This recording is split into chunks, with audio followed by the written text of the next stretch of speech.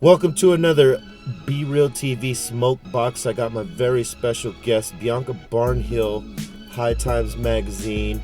We have this lovely joint courtesy of my man Burner.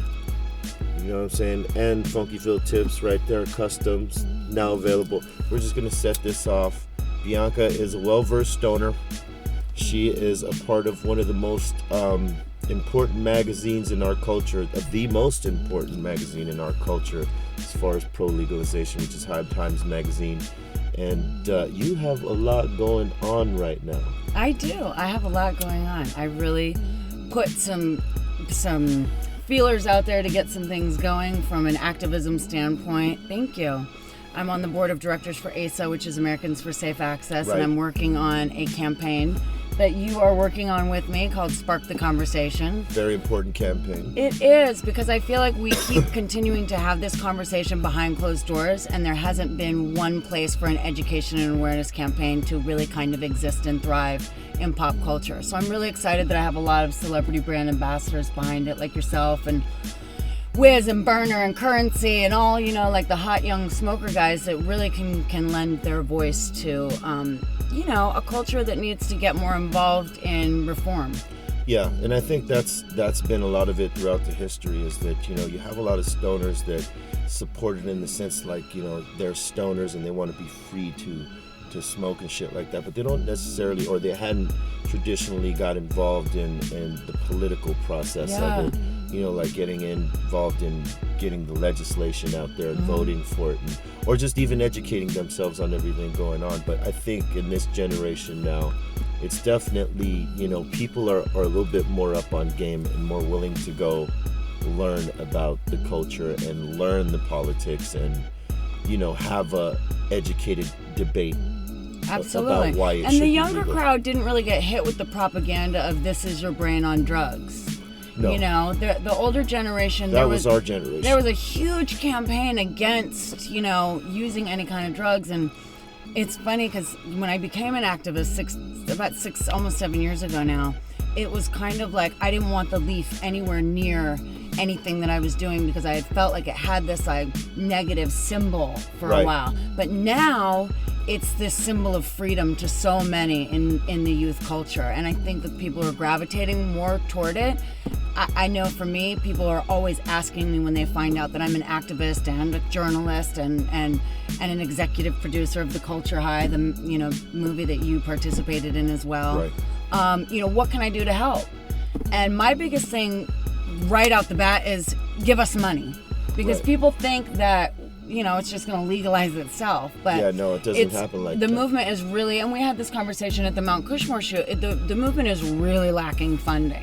Yeah, you have to have people that financially back it. Yeah. And to lobby for it. Yeah. Because that's what, you know, the political process is much about lobbying. And the people that for are certain lobbying things. against us have billions, pharmaceutical Billions, companies, tobacco. Because they have so much at risk. Yeah. So there's $1 billion against us, but we have a community of people that are so strong and really knowledgeable. And the other thing that we have is the truth on our side. Right. You know, they used to be able to say, well, you'll die or you lose brain cells if you smoke too much. And that's That bullshit. study came from putting mice in a room and pumping smoke at them for 24 hours straight, and some of their brain cells were lost. Like, that's, you know, that's not a good statistic. It's old propaganda. Yeah. So I think Spark, the interesting thing about that is really getting people to have the conversation from a media perspective, because we always go on other media outlets and let them have the conversation, and I think it's time for us as a community to really take it in our own hands. I mean, you know, at the Mount Cushmore shoot, we talked about the fun stuff, but it got, you know, it gets serious, especially when it's helping lives and people are affected for the better by it. This campaign, I feel, also will give people the opportunity who don't smoke, who have had cannabis affect their lives in a positive way. Say their grandmother was sick with cancer and it helped her with her nausea during that time. Or some people are curing their cancer with the new oils that are being, you know, brought forward to the marketplace. So there's a lot more people saying, you know, it helped my family member, and those people need a voice as well. Yeah. You know? Definitely.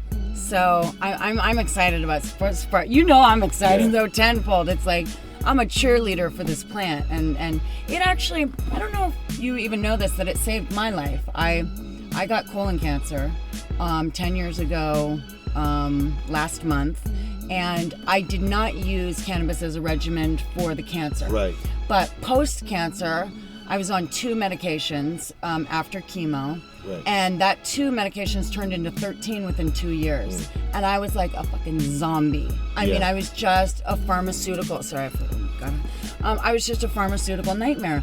But this was before this whole pharmaceutical craze really came to the forefront. Like, I would go to my doctor and he'd be like, oh, well, you need this. Well, so I'm just trusting the doctor. Serving you with a bunch of over-the-counter shit. Yeah. It's just actually suppressing something, but not really helping you for what your ailment is. Absolutely. Which is the normal bullshit that they do. Had nothing to do with anything of the cancer. And then I went to a doctor and was like, I want to bring all these in and trade cannabis with that. And, meanwhile, my uncles run High Times. What did your doctor say? He was so excited. Huh. He was like, good for you. And he was like a real doctor. It wasn't like some hole in the wall, because I'm, some doctors, a single young female. I could have been going into anywhere. So there was trepidation going in and doing, going into a dispensary. But I found the right places and went, and the doctor was just, he was elated. He was really like, good for you, because this is out of control at this point. You know what I'm saying? And so within 6 weeks, I was off all 13 medications. Yeah. That's and great. So I've been like a cheerleader ever since. When we did our first cup in San Francisco, our first American cup, it was there that I met other patients that I was like, oh, this is what I have to do. I have to keep being a cheerleader for this plant and this movement, because there's so many people who need access to this. And, I have an opportunity and a voice, and I'm going to use it because I'm loud and proud, know? So as you should be. Yeah. I mean, you fought off some shit and proved that actually can treat you. Yeah. And then the all the other aspects of it that you're privy to, the information. So I mean, you got to be the biggest cheerleader for the culture and the movement. And what people don't realize is that our drug war, about 68% of it is cannabis-related crimes and non-violent drug offenses. So some people won't have the, when I try to get interviews for High Times, it can be tough because some people are like, I can't talk about weed. Yeah. That's changed in the last 2 years since Colorado and Washington have become legal. Well, it's the cool thing now to talk about weed. It kind of is. Everybody like now has become a little bit more open and even probably their publicists are telling them, it's okay.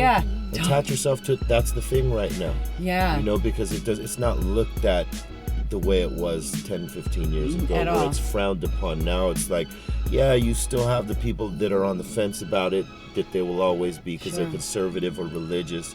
But most people now, even if they don't smoke, they're still open to it. Like just the thought of it. And some people are building their brands off of the fact that they're proud smokers. Yeah, Do you know what I mean? Some artists are becoming hotter than they might have been because they smoke, or there's all different.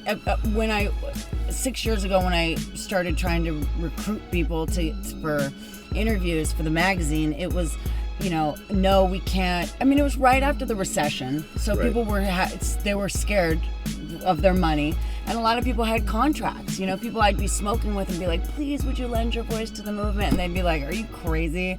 I have a CoverGirl contract. You know what I mean? But yet you're sitting with a blunt in your hand behind closed doors. I get it, but I need you to help me. In the years you've been doing this, I'm sure you've come across, so many people that have lent you support and have been, like voices for you guys, and sometimes that's like obvious, like who those voices would be, like like us and Snoop Dogg and Wiz Khalifa and guys like that.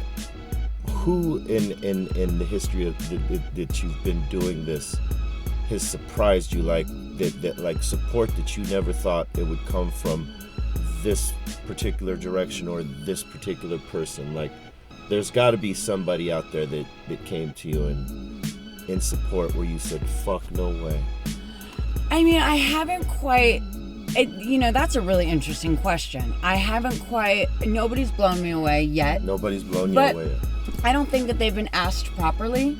So that part of that is, putting Spark together. We're about to start to make some major asks. So I hope some people out there are going to surprise me soon, because we need all the support we can get. We've gotten some unique support from like Sir Richard Branson, who's a huge, drug policy reform advocate. Well, I got to think he gets stoned. One doesn't smoke and tell. We can't speculate. I don't know. I am a speculate. lady. I can't. I will only assume. I can't disclose, whether Sir Richard Branson medicates or not. Yeah. But he's so dope. Who cares? What I cares? mean? The fact that he's willing to. He's got a huge $1 billion corporation on the line, and he's a huge advocate. But the greats like Hugh Hefner. I mean, he was a huge advocate, and still is. But I don't think that would surprise people, though. His lifestyle is definitely free and more open than others, especially at his age. But I know more thriving entrepreneurs that are actually, and I hate this word because it has a negative connotation, but I'm trying to remix it, stoners. Like, right. I love the word stoner. I'm a fucking stoner all the time. Yeah. But I know more entrepreneurs that are thriving that smoke pot all day, every day, than that don't. I mean, it's the green rush. You know what it is because the generation before us was taught a certain thing and taught a certain way, and they were taught to shun this, this is what leads to the path of destruction. And realistically, there was other things that were that would lead you on that quicker path.